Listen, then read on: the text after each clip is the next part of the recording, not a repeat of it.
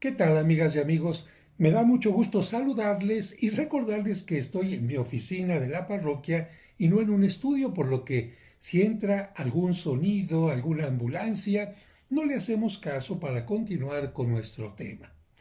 El mes de septiembre es el mes dedicado a la Sagrada Escritura y algunos de ustedes me han pedido, Padre, ¿por qué no nos da algunas clases sobre Biblia? Y miren, la verdad es que con el trabajo que tengo no puedo crear en este momento el curso, pero lo que sí puedo hacer es compartirles el material de un libro que ha servido a muchísima gente. Y de hecho, si alguno lo quiere conseguir, se los recomiendo. Miren, se llama Lecciones Bíblicas. Lecciones Bíblicas y es una guía práctica para el estudio de la Biblia. Práctica, diría yo, y sencilla. Y el autor es José Miguel Miranda. Este libro lo van a poder encontrar en las ediciones Paulinas. Pero para aquellas personas que no tengan la oportunidad de comprar el libro, yo creo que podremos ir compartiendo estas lecciones una por una a través de este medio. Pero les recomiendo que los que puedan comprar, compren el libro. Miren, saltándome lo que sería la introducción del libro, vamos a tocar el día de hoy el primer tema, la primera parte del libro. Estructura de la Biblia. Mucha gente se pregunta, ¿cómo está estructurada la Biblia? ¿Es un libro? ¿Son varios? Bueno, aquí vamos poco a poquito, casi tomados de la mano a las respuestas. Motivación. Cuando tú ves un libro cualquiera te fijas ante todo en su título. Luego indagas sobre el nombre del autor. Después abres el libro, repasas el índice de materias y finalmente das un vistazo a las páginas y si te interesa la obra, la compras para leerla detenidamente. Algo similar vamos a hacer aquí con la Biblia, el libro más importante del mundo cuyo conocimiento y estudio queremos proponer a través de estas lecciones. Primero nos detendremos en el título. Luego veremos la forma en que está dividido este libro. Después nos fijaremos en el autor. Más tarde analizaremos las circunstancias y vicisitudes por los que ha atravesado con el correr de los tiempos. Y finalmente nos detendremos en cada libro, tratando de compenetrarnos con el mensaje que sus páginas encierran. Inciso A. Título y contenido general de la Biblia. Título. Este libro divino ha recibido varios nombres o títulos desde que fue escrito. Antiguamente se le llamaba la Escritura o las Escrituras. En este sentido se expresa Jesús, por ejemplo, cuando dice a los saduceos, vosotros estáis equivocados porque no conocéis las Escrituras. Y Lucas pone en labios de los dos discípulos de Emaús esta frase, ¿no es verdad que el corazón nos ardía en el pecho cuando Jesús venía hablando en el camino y explicando las Escrituras? Esta denominación todavía la usamos hoy. Después ha venido recibiendo otros nombres como libros santos, libros sagrados, sagradas letras, palabras de Dios, etc. Actualmente, el nombre más usual parece ser el de la Biblia, Santa Biblia o Sagrada Biblia. Parece ser que San Clemente, discípulo de San Pablo, fue el primero en llamar a la colección de los libros la Biblia. Fíjense que hay quien ve su origen en la antigua ciudad fenicia Biblos, situada en la costa mediterránea entre Trípoli y Beirut, y mencionada incluso por dos veces en la Sagrada Escritura, ciudad que llegó a ser un importante centro comercial y religioso, rico en madera, cobre y papiro, pero no parece que exista una verdadera relación entre ambos aspectos.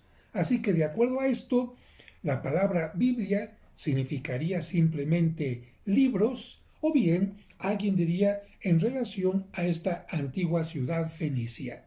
Pero vamos avanzando. Segundo punto, contenido general de la Biblia. En cuanto a su contenido material, la Biblia, como lo indica su mismo nombre, es una colección de libros escritos por diferentes autores en lenguas, épocas y estilos literarios distintos, de tal manera que se puede afirmar que la Biblia es, en miniatura, toda una biblioteca religiosa de un pueblo, recopilada en un solo volumen. Con razón San Jerónimo, traductor de las Escrituras al latín, llamó a este libro sagrado la Divina Biblioteca. Vamos entonces avanzando. La Biblia no se trata de un libro por sí mismo, sino se trata de un conjunto de varios libros. ¿Cuándo se escribieron? ¿Quién los escribió? ¿Por qué? Ya iremos avanzando poco a poquito. Supongamos que a alguien se le ocurriera coleccionar en un solo volumen todas las obras que se han escrito sobre nuestra historia patria desde su comienzo hasta nuestros días. En ella tendríamos todo un compendio de temas, épocas y escritores con diferentes estilos literarios, pero también tendríamos una línea histórica. Algo similar ocurre con la Biblia, ya que en ella se nos presenta la historia del pueblo escogido a través de distintas épocas y obras literarias. Dicho de otra manera, este libro, conocido como la Biblia, nos presenta en una forma lineal la historia de un pueblo, el pueblo elegido de Dios.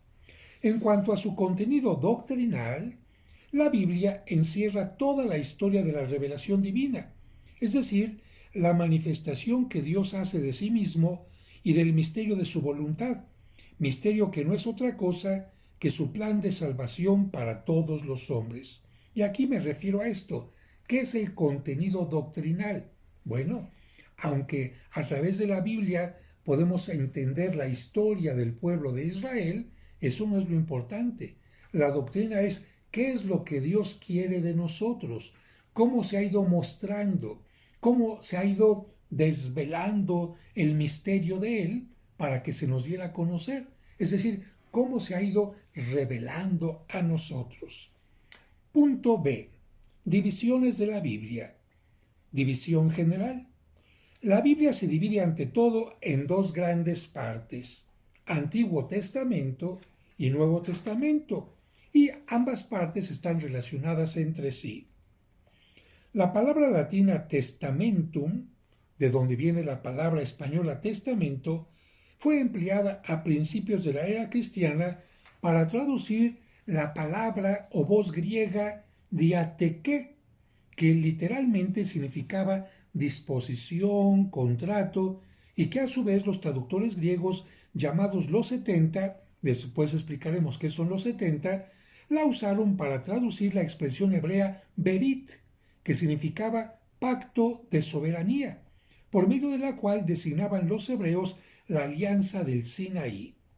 No se explican muy bien los entendidos por qué los 70 acogieron esta palabra diateque, cuando en realidad hubiera sido más propia sinteque, que significa alianza, y que por lo mismo expresa mejor las relaciones de Yahvé con su pueblo. Lo cierto es que así lo hicieron. La palabra diateque parece que tenía también en lenguaje corriente el significado de testamento, pacto, y en este sentido fue acogida por la primitiva comunidad cristiana. La carta a los hebreos en un pasaje 9, 15, 18 la emplea en ese doble sentido de contrato, testamento, expresiones que en definitiva apuntan a una alianza.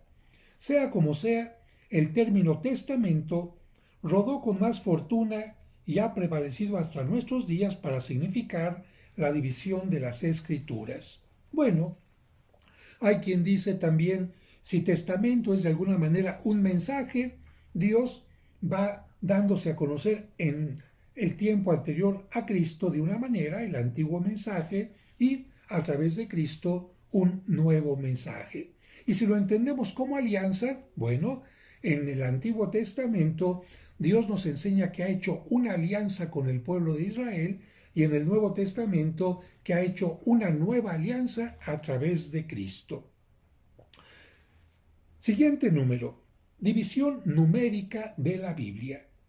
Dos grandes religiones se rigen por la enseñanza de la Biblia. ¿Cuáles son? La judía y la cristiana, la cual está integrada por católicos, ortodoxos y protestantes de muchísimas denominaciones. Por lo tanto, ¿a quién le sirve la Biblia como guía, como modelo, como base, como forma de acercamiento a Dios a los judíos y a todo el grupo de llamados cristianos, los católicos, los ortodoxos y todos los que siguen a Cristo y que precisamente por ello utilizan la Sagrada Escritura o la Biblia. Los judíos solo aceptan, como es claro, lo que nosotros llamamos Antiguo Testamento y lo dividen en tres grandes partes: la ley, los profetas y otros escritos o agiógrafos, y esta Biblia de ellos, el Antiguo Testamento, está compuesta por 39 libros. Con esto queda claro que los judíos no aceptan el Nuevo Testamento. Siguiente punto. Los cristianos lamentablemente estamos divididos en cuanto a la aceptación del número de libros. No todos los cristianos aceptamos el mismo número de libros, y que te quede claro, cristiano significa cualquier persona que sigue a Cristo independientemente de la religión que haya elegido. Para los católicos, es decir, para nosotros, la Biblia, Antiguo y Nuevo Testamento, está formado por 73 libros, 46 del Antiguo Testamento y 27 del Nuevo Testamento. ¿Cuántos para los cristianos católicos? 73. Los ortodoxos admiten la misma lista de los libros bíblicos que los católicos. Con los ortodoxos no tenemos diferencia. En cambio, los protestantes, los luteranos, calvinistas, etc., de las principales denominaciones, solo aceptan una lista bíblica de 66 libros, 39 del Antiguo Testamento y 27 del Nuevo Testamento. Como puedes ver, la diferencia entre católicos y protestantes se encuentra no en los libros del Nuevo Testamento, sino en los libros del Antiguo Testamento. Ya estarás preguntando, ¿y a qué se debe esta diferencia? Bueno, más adelante, en la sexta lección, lo vamos a explicar. Por ahora, simplemente vamos avanzando poco a poco. Contentémonos con adelantar una ligera información que precederá a la lección sexta, que más adelante veremos más profundamente. En principio, existió el canon, o lista. Canon significa lista, orden. Existió el canon o listas oficiales de la Biblia hebrea, fijado por los judíos de la Palestina en el siglo I de nuestra era, con los 39 libros citados. Canon que todavía lo conservan los judíos actuales. Aparte de este canon hebreo o judío, se formó también un canon griego, elaborado por los 70, así llamados los 70 traductores que vertieron los libros santos del hebreo al griego, traducción destinada a los judíos de la diáspora o dispersión que se encontraban fuera de Palestina. A ver, entonces ya empezamos a entender qué son los 70, un grupo de 70 personas que tradujeron la Biblia, el Antiguo Testamento, del hebreo al griego. ¿Y por qué lo tradujeron del hebreo al griego? Porque la comunidad judía que vivía en Palestina, todos hablaban perfectamente y no se les había olvidado el hebreo. En cambio, muchos judíos que habían sido exiliados por distintas razones ya no hablaban el hebreo en una forma pura. ¿Por qué? Porque se empezaban a contaminar, se empezaban a confundir el lenguaje hebreo con otros idiomas, y para ellos el lenguaje más claro empezaba a ser el griego. Por eso era necesario que tuvieran una traducción del original Antiguo Testamento hebreo al griego. Así que vamos avanzando. Este canon comprende primero todos los libros de la Biblia hebrea y segundo 7 libros más escritos generalmente en griego. Así que este canon griego va a tener, además de los que tenía el pueblo judío de Palestina, va a tener 7 libros más. y estos no estaban escritos en hebreo, sino en griego. ¿Cuáles son?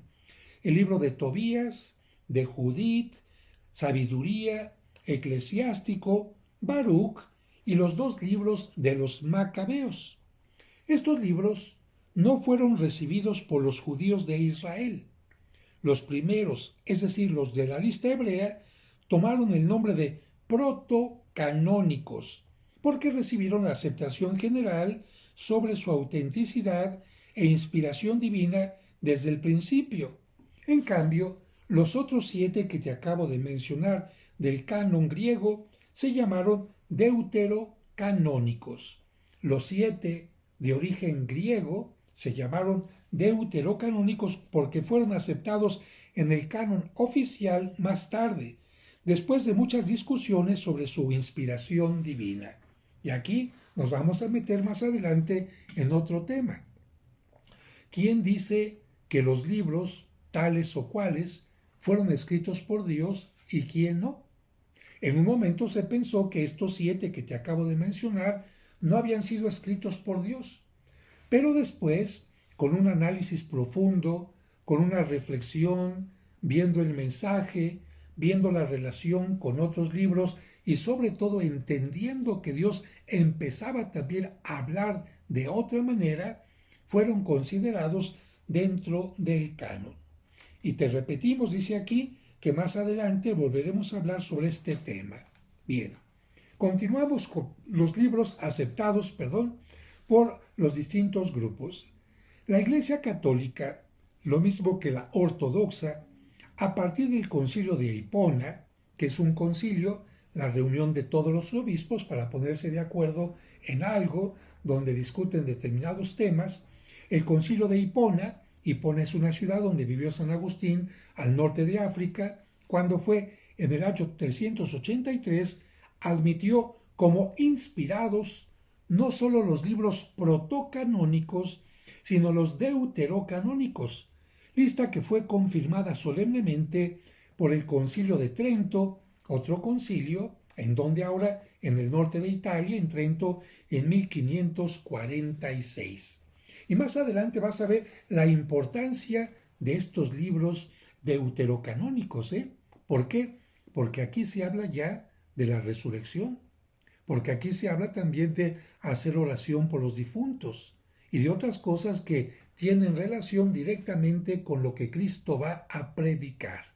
Bien, pero no me detengo aquí. Los protestantes, en cambio, a partir de la Reforma luterana, prefirieron seguir el canon hebreo.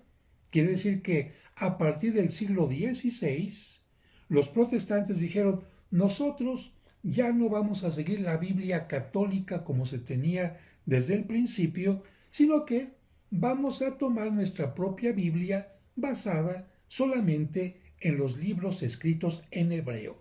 No aceptamos los libros escritos en griego, como si el lenguaje de Dios hubiera sido únicamente el hebreo. Afortunadamente, viene aquí un comentario. Desde el Concilio Vaticano II existe un movimiento de buen entendimiento entre judíos, católicos, protestantes y ortodoxos, y se está trabajando con éxito para llegar a un acuerdo respecto de la lista bíblica del Antiguo Testamento. En Francia, por ejemplo, acaba de terminarse la traducción ecuménica de la Biblia, en la cual han trabajado durante 10 años 105 exégetas católicos, ortodoxos y protestantes. Exégetas significa expertos en la Biblia. Como es de suponer, el punto más delicado ha sido el de la aceptación de los libros deuterocanónicos que no admiten los protestantes. La solución ha sido imprimir la Biblia según el orden del canon hebreo, un gesto ecuménico también para los judíos, y publicar esos libros al final, como un suplemento, tal como ocurre en algunas Biblias protestantes. Por ejemplo, en la Biblia Dios habla hoy de las Sociedades Bíblicas Unidas de reciente publicación. A ver, si no te quedó claro esto, mira, en algunas Biblias vas a encontrar que después de los libros del Antiguo Testamento, los libros en hebreo, aparecen los deuterocanónicos, los libros que fueron escritos en griego. De tal manera que a los protestantes en una Biblia sí les queda claro, bueno, estos son los libros en hebreo y después vienen los libros en griego. Y para un católico, si encuentra una Biblia a la que le falten estos libros, como te he dicho, Macabeos, etcétera, significará esta Biblia no está completa para mí. Siguiente punto. División temática. Teniendo en cuenta los distintos temas que nos ofrece la Biblia, podemos dividirlos en varios grupos. A. Antiguo Testamento. En tiempos de Cristo y aún ahora, los judíos clasificaban las escrituras en tres partes, como ya dijimos antes: la ley, los profetas y otros escritos. La ley y los profetas eran los más importantes. El mismo Cristo lo cita, por ejemplo, en Mateo 7:12. Los escritos se empleaban en las asambleas. El eclesiástico lo cita en el prefacio de su libro. Hoy dividimos las escrituras de esta manera: el Pentateuco o la ley. Pentateuco, ya te explicaremos más adelante, significa los primeros 5 libros de la Biblia. Después, libros históricos. Después, libros sapienciales o didácticos. Y después, libros proféticos. De tal manera que hay una división en 4 partes. Y vamos acercándonos a cada una. Pentateuco. El Antiguo Testamento comienza con un conjunto de 5 libros a los cuales los traductores griegos dieron el nombre de Pentateuco, del griego penta, 5, teuco, instrumentos, de donde provino luego la expresión estuches. ¿Por qué? Porque eran los estuches donde se guardaban los rollos de papiro y después se les llamó finalmente libros. Y aquí todavía me adelanto un poquito a otras cosas. Fíjate que esta forma de tener los libros como lo tenemos ahora viene particularmente de que llegó el papel de China a Europa y se empezaron a imprimir los libros y a encuadernar de esta manera. Antes de esta manera del papel, antes de Marco Polo, los libros en qué se escribían: en papiro, o se escribían también en pergamino. ¿Y cómo se guardaban los libros en papiro? El papiro se doblaba, se hacía un rollo y de esta manera este rollo había que guardarlo en un estuche. No se tenía esta forma. Y de la misma manera los pergaminos, algunos se enrollaban y otros después se empezaron también a coser para tener distintas hojas. Pero podemos decir que al principio los libros se guardaban en estuches y por eso la palabra Pentateuco habrá significado 5 estuches y después significó 5 libros. Continuamos más adelante. Los judíos llamaban a estos 5 libros la Torá o la ley, y los 5 libros eran cada uno un quinto de la ley. Estos 5 libros son Génesis, Éxodo, Levítico, Número y Deuteronomio. Ahora te pregunto a ti, ¿cuáles son los primeros libros que vas a encontrar en tu Biblia? Muy bien, los puedes ir repitiendo: Génesis, Éxodo, Levítico, Números y Deuteronomio. Estos van a ser los 5 libros más importantes para los judíos, a los que les llaman como la Torá. Perfectamente bien. Pasamos al segundo punto. Ya hablamos del Pentateuco, ahora libros históricos. ¿Cuántos son? 16. Estos libros van a ser Josué, Jueces, Ruth, primero y segundo de Samuel, primero y segundo de Reyes, primero y segundo de Crónicas, Esdras, Nehemías, Tobías, Judith, Esther y primero y segundo de Macabeos. Y cada vez que escuches tú primero y segundo, como en el caso de Samuel, Reyes, Crónicas o Macabeos, ¿por qué? Porque los libros, como te he dicho, empezaron a hacerse en rollos. Y cuando los libros eran demasiado amplios, ¿qué pasa? Que el rollo terminaba siendo demasiado grande.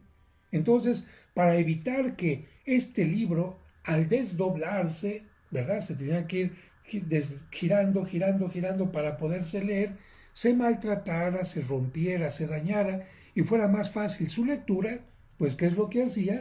Entonces se dividieron en dos partes. Mira, aquí tomé un papelito para que me entiendas un poco, pero imagínate que este es un libro, bueno, entonces los libros los iban desenrollando así, desenrollando, para leer, para leer, para leer.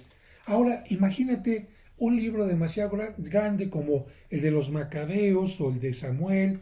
Entonces dijeron, vamos a dividirlos en dos partes. Y precisamente por eso, cuando hables tú del libro de Samuel, de Reyes o de Macabeos, vas a llamar libro uno y libro 2. Y ahora vamos con el número 3. Ya hablamos del Pentateuco, de los libros históricos, y ahora hablamos de los libros sapienciales o didácticos, que son 7. Job, Salmos, Proverbios, Eclesiastés, que en algunas Biblias aparece con otro nombre, Coelet, Eclesiastés o Coelet, el Cantar de los Cantares, el Libro de la Sabiduría y el Libro del Eclesiástico o Siráside. En algunas Biblias aparece como eclesiástico y en otras como Siráside. Y aquí no te confundas. Hay dos libros en estos libros sapienciales o didácticos que se parecen, pero no es el mismo. Eclesiastés y el otro es eclesiástico. Vamos ahora con la última parte de la división de los libros, que son los libros proféticos. ¿Cuántos son? 18. Isaías, Jeremías, Baruch, Lamentaciones, Ezequiel, Daniel, Oseas, Joel, Amós, Abdías, Jonás, Miqueas, Nahum, Habacuc, Sofonías, Ageo, Zacarías y Malaquías. Estos son los libros proféticos, llamados así porque fueron escritos por algún profeta. Oiga, padre, yo no escuché que haya hablado usted ay, no, no, no, ¿dónde está Elías? No hay libro de Elías. Pero entonces el sucesor de Elías, ¿cómo se llamó? ¿Se acuerda? No, no, no, mira, es que la historia del profeta Elías y de su sucesor no están escritos por ellos. Por eso no están en los libros proféticos, sino estarán en los libros de los reyes. Pero poco a poquito, no te desesperes, iremos entendiendo todas estas cositas. Nos falta todavía una página, 2 páginas para concluir esta primera parte. Ya vimos entonces cómo están divididos los libros del Antiguo Testamento para nosotros: Pentateuco o la ley, libros históricos, libros sapienciales o didácticos y libros proféticos. Así los vas a encontrar en tu Biblia, con este orden. Y ahora vamos al Nuevo Testamento, a la parte más importante para nosotros de la Biblia. Los 27 libros del Nuevo Testamento pueden distribuirse en 3 grupos históricos. Así como el Antiguo Testamento, estos se pueden dividir en 3. Y los vamos a encontrar en libros históricos, libros didácticos y libros proféticos. Primer punto. Libros históricos son los 4 evangelios de Mateo, Marcos, Lucas y Juan, y además el libro de los Hechos de los Apóstoles, escrito por San Lucas. ¿Queda claro? Los evangelios y el libro de los Hechos de los Apóstoles son los libros históricos. Pasamos ahora a los libros didácticos. Pertenecen a este grupo 21 cartas o epístolas, 13 de San Pablo. ¿Cuáles son? A los romanos, 1 y 2 a los corintios, a los gálatas, a los efesios, a los filipenses, a los colosenses, 1 y 2 a los tesalonicenses, 1 y 2 a Timoteo, a Tito y a Filemón. Además, carta a los hebreos. 7 epístolas llamadas católicas, una de Santiago, 1 y 2 de Pedro, 1 y 2 de Juan y una de Judas. Y aquí te aclaro, si en el Antiguo Testamento había libros 1 y 2, era porque el rollo era muy grande. En este caso es porque estas cartas se escribieron primero una y después de un tiempo se escribió otra. Pasamos a la tercera parte de la división del Nuevo Testamento. Libros proféticos, aquí no vas a tener problema en memorizarlos. ¿Cuántos libros proféticos hay en el Nuevo Testamento? Solamente uno, que es el Apocalipsis, su nombre también es Revelación o Revelaciones, escrito por San Juan. Pasamos ahora a la división parcial, que serían los capítulos y los versículos. Fíjense que cada uno de los libros bíblicos está dividido en capítulos y estos a su vez en versículos. Los capítulos son porciones más o menos extensas y no iguales de los libros. No creas que todos los capítulos tienen la misma extensión. Hay capítulos más grandes y más pequeños. Mientras que los versículos serían como versos chiquitos, son pequeños trozos de 2 o 3 líneas ordinariamente de los mismos capítulos. ¿Para qué sirve esto?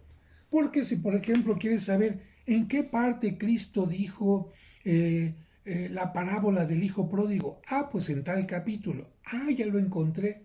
Pero quiero saber cuándo le dijo el padre al hermano, hagan una fiesta, etcétera. Bueno, ahí vas a encontrar unos numeritos chiquitos, que esos son los versículos. Capítulo tal, versículo tal. Bien. Si tomamos, por ejemplo, el libro de Jonás, veremos que tiene 4 capítulos divididos así. El primero tiene 16 versículos, el segundo tiene 11, el tercero 10 y el cuarto 11. En total 48 versículos. Pasamos a la siguiente punto. Esta división en capítulos y versículos facilita enormemente la búsqueda de los textos que se desean encontrar. Así que para esto será muy importante que pongas atención a algo que más adelante te vamos a mencionar. ¿Cómo encuentro un libro en la Biblia? Cada libro tiene un nombre y cada libro tiene una abreviatura. Por ejemplo, Génesis, Gen. Si alguien te dice, busca en el libro Gen, ya sé de qué se trata. En el libro de los genios, no, en la Biblia no hay ningún libro de los genios. El libro del Génesis. ¿En qué parte tengo que buscar, maestro? Capítulo 13, ya lo encontré. Ahora, versículo 4, ya lo encontré. ¿Ves? Para eso es especialmente la división de los capítulos y de los versículos. Punto C. ¿A quién se debe la división en capítulos? Porque no creas que cuando escribieron la Biblia, inspirados por Dios, las personas dijeron, capítulo 1, versículo 1. No, el texto de la Sagrada Escritura no tenía ni capítulos ni versículos. ¿Para qué se pusieron capítulos y versículos? Precisamente para lo que te estoy comentando, para el estudio, para que la gente pudiera encontrar más fácilmente las cosas. Es como si ahora tú quisieras leer algún libro o un curso que está escrito y te dicen, a ver, búscalo. Oiga, maestro, me dice una ayudadita. Está en el tercer capítulo. Y si el maestro te dice, en lugar de versículos, está en la página 16, en el párrafo 4, bueno, así es la Biblia más o menos, capítulos y versículos. Pero, ¿a quién se debe la división? A Esteban Langton, quien la introdujo en la llamada Biblia de París, ¿cuándo? En 1214. Y la división en versículos no la hizo él en 1214, sino alguien dijo, ya está más fácil estudiar la Biblia, pero vamos a facilitarla. Esta división en versículos la hizo Santos Pagnini en 1528. Fíjate, casi 300 años después. Este método de capítulos y versículos está universalmente aceptado por su clara utilidad, a pesar de que, según dicen los entendidos, la división no es muy afortunada porque fue un tanto arbitraria. Fue como dividir por cachitos, pero bueno, finalmente funciona. Y vamos a la última parte de esta primera parte de nuestro estudio de la Biblia, que es la unidad de ambos testamentos. Porque alguien dice, oiga padre, si nosotros somos católicos, pues ¿para qué estudiamos el Antiguo Testamento? Basta con que leamos lo que dijo Cristo en los Evangelios y lo que dijeron los apóstoles y lo demás ya no nos hace falta. No, porque por ejemplo, cuando la Virgen María y San José van a presentar al niño Jesús en el templo, ¿por qué lo hacían? Hay que irnos al Antiguo Testamento y descubrir en el libro de Levítico algunas costumbres. A ver, cuando Cristo dijo, a ver, Moisés dijo tal, tal, ¿cómo vamos a saber lo que dijo Moisés si no conocemos el Antiguo Testamento? Si en algún momento Cristo hace referencia a Jonás, que él es más que Jonás o que él va a dar la señal de Jonás, si no conozco el Antiguo Testamento a Jonás, ¿cómo voy a entender lo que dijo Cristo? Así que el Antiguo Testamento no solamente sirve para preparar al pueblo para la llegada de Cristo, sino también para preparar nuestra mentalidad para entender claramente su mensaje. Todos los libros del Antiguo Testamento nos llevan hacia Jesucristo. Y todos los libros del Antiguo Testamento quedan también iluminados con la palabra del Nuevo Testamento. Por eso, aunque hay algunos grupos de cristianos que el Antiguo Testamento no le hacen caso, nosotros decimos están mal. La Biblia tiene que leerse en forma completa.